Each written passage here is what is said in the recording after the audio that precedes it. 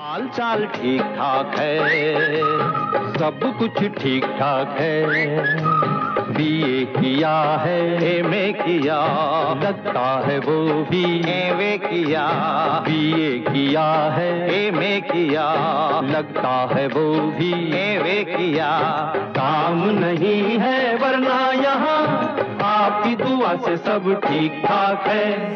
देश में एक तरफ जहां कश्मीर फाइल्स को लेकर बेहद गहमा गहमी है, सरकार फिल्म को हिट कराने पर लगी हुई है, उसको 300 करोड़ में के क्लब में शामिल करने की बात हो रही है कि शामिल होने जा रही है फिल्म। दूसरी तरफ महंगाई चरम सीमा पर है। 2 दिनों में पेट्रोल के दाम 1 रुपये 80 पैसे बढ़े हैं, आगे और बढ़ेंगे इसकी संभावना है। गैस सिलेंडर के दाम में जो है वह 50 रुपए की वृद्धि हुई है। निस्संदेह महंगाई की मार तेजी से बढ़ी है और लोगों के लिए अब जो गुजर बसर है वो समय के साथ साथ मुश्किल होती जा रही है। दुनिया में युद्ध का भी माहौल बना हुआ है। इन सब के बीच जो देश की प्रतिष्ठित रेटिंग एजेंसी है CMI, उसने नए आंकड़े प्रस्तुत किए हैं बेरोजगारी दर को लेकर के, जो बेहद चौंकाते हैं। साथियों नमस्कार, खबर छत्तीसगढ़ के आज के अंक में आप सभी का स्वागत है।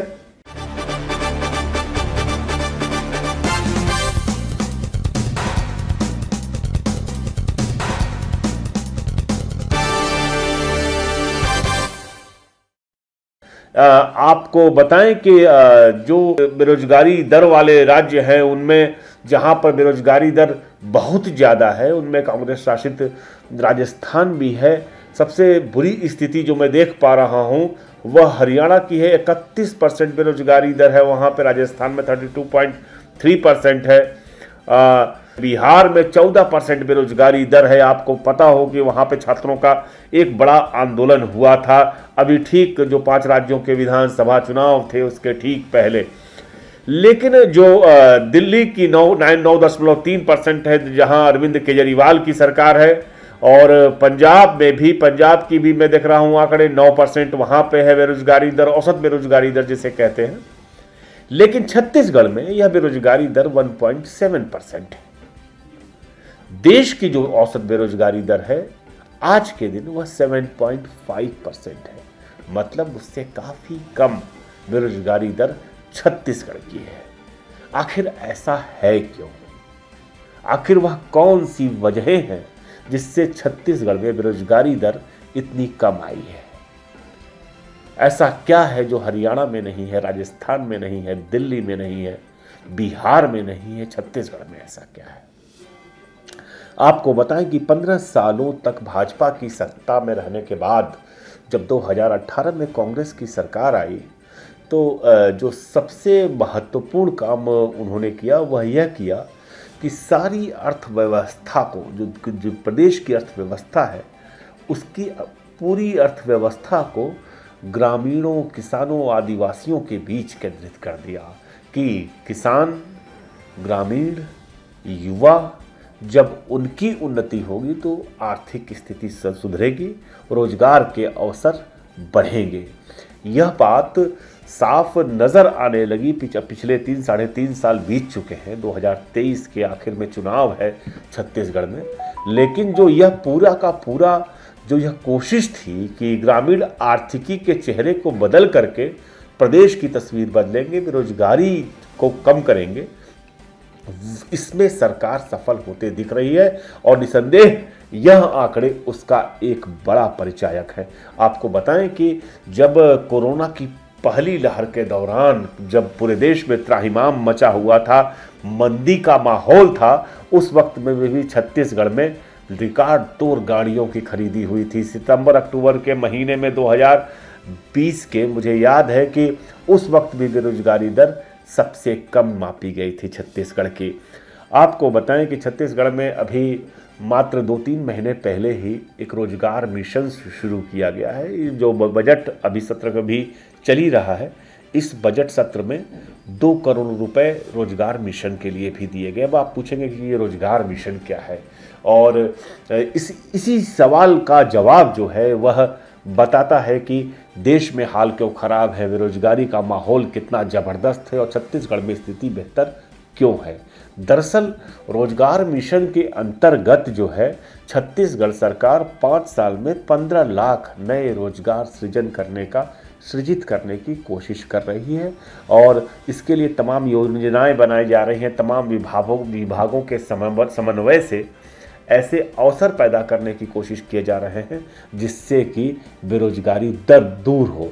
और फिलहाल जो कुछ किया गया है वह बहुत महत्वपूर्ण है। आप लोगों को पता होगा कि छत्तीसगढ़ में एक गोधन न्याय योजना चल रही है जिसमें गाय के गोबर की खरीदी हो रही है और गाय का गोबर खरीद करके उससे वर्मी कंपोस्ट बनाया जा रहा है और तमाम चीज़ें गोठान जहाँ गोठान मतलब जहाँ पे गाय रखी जाती है वहाँ पर तमाम तरह के रोजगार शुरू किए जा रहे हैं। अब उन गोठानों को रूरल इंडस्ट्रियल पार्क में बदलने की तैयारी है। अभिनव प्रयोग है। आपको बताओ कि छत्तीसगढ़ के इस प्रयोग को देख करके झारखंड ने भी अपने बजट में गोधन न्याय योजना शुरू करने का ऐलान किया है। ये बड़े खुशी की बात है। यहाँ तक कि प्रधानमंत्री मोदी खुद अपने भाषण में गोधन न्याय योजना की तारीफ कर रहे हैं। बताऊं आपको कि गोधन न्याय योजना में तकरीबन 2,65,000 के करीब गौपालक, किसान और ग्रामीण जो है उसमें पंजीकृत है। जरा एक बार आप गोधन न्याय योजना का यह आंकड़ा देखिए जो आपके स्क्रीन पर दिखाई दे रहा है तो आपको हकीकत समझ में आएगी। जी हाँ, गोधन न्याय योजना से 10,000 से ज़्यादा, अब तो संख्या और भी बढ़ गई है, महिला स्वयं सहायता समूह जो है, महिला स्व सहायता समूह वैसे तो सभी प्रदेशों में है लेकिन वह बहुत सक्रिय नहीं है। लेकिन छत्तीसगढ़ में आप किसी भी योजना में जाएंगे तो आप देखेंगे कि महिला स्व सहायता समूहों को बार बार बढ़ावा दिया जा रहा है। उनके करीब 11 करोड़ रुपए के कर्ज जो थे अल्पकालिक ऋण वह माफ़ कर दिए गए। उसके अलावा उनको जो महिला स्वयं सहायता समूह जो गोठानों में काम कर रहे हैं उनको नई अवसर दिए जा रहे हैं कि वहाँ पे वो अगरबत्ती बनाएं, वहाँ पर वो तमाम तरह के अभी उनको होली के वक्त में अबीर गुलाल बना रहे थे वह गोठानों में। तो है क्या कि इससे उनकी जो उत्पादकता है बढ़ी है और जिससे महिलाओं के पास पैसे आए हैं, घर में पैसे आए हैं और लोगों के रोजगार में वृद्धि हुई है। आपको बताओ छत्तीसगढ़ सरकार ने पिछले 3 साल में जब लगातार मैं देश के तमाम जो सार्वजनिक क्षेत्र के प्रतिष्ठान हैं उनका निजीकरण किया जा रहा था, उस दौरान छत्तीसगढ़ सरकार ने पहली कोशिश ये की कि निवेश जो कुछ भी हो, नए निवेश हो सार्वजनिक क्षेत्र का में, या जो पुराने बिजली घर हैं या तमाम जो सार्वजनिक क्षेत्र के प्रतिष्ठान हैं उनके निजीकरण को रोकने की कोशिश की गई। तो लोहंडीगुड़ा में 1750 किसानों को उनकी ज़मीन वापस कराई गई। और केवल बात यहीं तक नहीं है, जो नए उद्योग लगाए गए 1750 के करीब नए उद्योग लगाए गए जिनमें मैं देख रहा हूं कि करीब 19,500 करोड़ का निवेश हुआ जिससे भी 33,000 लोगों को रोजगार मिला। आपको बताएं सरकारी आंकड़ा यह कहता है कि पिछले 3 सालों में 6.5 लाख नए रोजगार दिए गए हैं और ये दिखता भी है, साफ दिखता है, सिर्फ आंकड़ों में नहीं दिखता है। जिस तरह से गौठान सक्रिय हुए हैं, एक योजना इसी तरह से शुरू की गई ई पंजीयन की। ई पंजीयन में जो ग्रेजुएट इंजीनियर्स हैं उनको कार्यदायी संस्थाओं में वो रजिस्ट्रेशन करा करके अपना कॉन्ट्रैक्ट शुरू कर सकते हैं। वो सड़क बनवा रहे हैं। आजकल जो बेरोजगार इंजीनियर्स थे वह गवर्नमेंट के एजेंसी से मिलकर के सड़क बनवा रहे हैं और नए कंस्ट्रक्शंस करवा रहे हैं, बिल्डिंग्स बनवा रहे हैं। तो उनको रोजगार के जितने अवसर दिए जा सकते थे वो दिए जाने की कोशिश की जा रही है। और आपको बताएं कि फिलहाल जो है स्थिति ये है कि युवा वर्ग जिसको रोजगार की सर्वाधिक ज़रूरत है उसके लिए सरकार जो कुछ कर सकती है वो कर रही है। फिलहाल जैसे कि आपको बताएं मौजूदा बजट से में यह कहा गया है कि अब जो भी छात्र व्यापम और पीएससी की परीक्षाओं में शामिल होंगे उनसे किसी प्रकार का शुल्क नहीं लिया जाएगा। नए किस्म के रोजगार आ रहे हैं। एक योजना है बीसी सखी की। बीसी सखी आप पूछेंगे क्या है, तो दरअसल गांव-गांव में बैंक पहुंच रहे हैं। उसके लिए किया गया क्या गया, 4000 महिलाओं को ट्रेनिंग दी गई। और आप आश्चर्य करेंगे, 4000 महिलाओं को ट्रेनिंग देकर जो बैंक का काम था, पैसा जमा करना, पैसा निकालना और तमाम चीज़ें जो बैंकिंग से जुड़ी सुविधाएं हैं, वह गांव-गांव तक पहुंचाई गई। आप शायद इन आंकड़ों पर भरोसा न करें, लेकिन ये सच है कि इन 4000 महिलाओं ने पिछले 1 साल के अंदर तकरीबन 400 करोड़ रुपए का बिजनेस किया है बैंकों के लिए। यह पैसा कम नहीं है।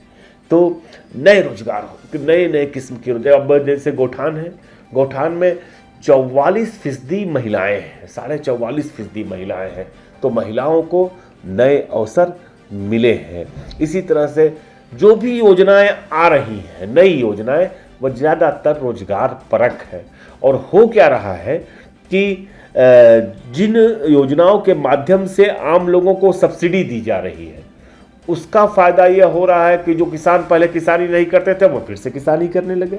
निसंदेह रोजगार बढ़ा। जैसे राजीव गांधी किसान न्याय योजना शुरू की गई, आपको याद होगा राहुल गांधी ने इस योजना की बात कही थी, 2019 के लोकसभा चुनाव में भी थी, लेकिन छत्तीसगढ़ में लागू कर दी गई। उसमें करीब 10,000 करोड़ से ज़्यादा की रकम किसानों के खातों में सीधे भेजी गई है। अब जब आपके पास पैसा है तो आप किसानी आसानी से कर सकते हैं। स्थिति ये हुई है कि कोविड के दौरान जब देश के तमाम राज्यों में लगातार पलायन हो रहा था, छत्तीसगढ़ में बड़ी संख्या में लोग, किसान जो मजदूर जो थे, बाहर जो काम करते थे, वह लौट करके आए। और वह लौट करके आए, फिर यहाँ पर आकर के वो खेती किसानी करने लगे। उनको रोजगार के नए अवसर मिले। करीब 3 लाख लोगों का नियोजन हुआ है। तो वह जो नियोजन हुआ, वह इन्हीं सब योजनाओं में उनका नियोजन हुआ और उसका परिणाम आप देख सकते हैं, कम बेरोजगारी दर के रूप में सामने आया है। अब ग्रामीण आर्थिकी का जो परिवेश है, चूंकि छत्तीसगढ़ तालाबों का राज्य कहा जा सकता है, एक गांव में 55, 10-10 उससे भी ज़्यादा तालाब यहाँ पर है। आपको याद हो कि छत्तीसगढ़ सरकार नरवा गरवा घुरवा बाड़ी का नारा देकर के सत्ता में आई थी। नरवा का मतलब नारा, गरवा का मतलब गाय, घुरवा का मतलब खाद से है और बाड़ी का मतलब बगीचे या खेती किसानी, आप जो कह लें। तो इन चारों के माध्यम से जो पूरा परिवेश बदलने की कोशिश की गई ग्रामीण आर्थिकी का, उसका नतीजा सामने आया है। यह बात बिल्कुल सच है, इससे इनकार नहीं किया जा सकता कि छत्तीसगढ़ में ग्रामीण इलाकों में रोजगार के अवसर बेहद बढ़े हैं हाल के दिनों में। जो शहरी क्षेत्र में शिक्षित बेरोजगार है, उनके लिए भी सरकार लगातार प्रयास कर रही है, लगातार कोशिश कर रही है, वैकेंसीज लगातार आ रही है। अब यह देखना है कि यह जो एक रूपता है कम बेरोजगारी दर वाली, वह कब तक कायम रहती है। क्या भूपेश बघेल की सरकार इसको अगले 5 जो ये कार्यकाल के अभी 1.5-2 साल बाकी हैं, उस तक स्थिर रख पाती है? और बाद के दिनों में क्या करती है? तो क्योंकि बेरोजगारी जो है छत्तीसगढ़ में, आप यकीन माने कि एक बड़ा मुद्दा रहा 2018 के विधानसभा चुनाव में। हम उम्मीद करते हैं कि छत्तीसगढ़ सरकार और अन्य सभी सरकारें भी रोजगार सृजन के लिए और कोशिशें करेंगी। आप सभी का धन्यवाद। आप बताइएगा और क्या कुछ सुनना चाहते हैं, देखना चाहते हैं। हम फिर से मिलेंगे आपसे। नमस्कार।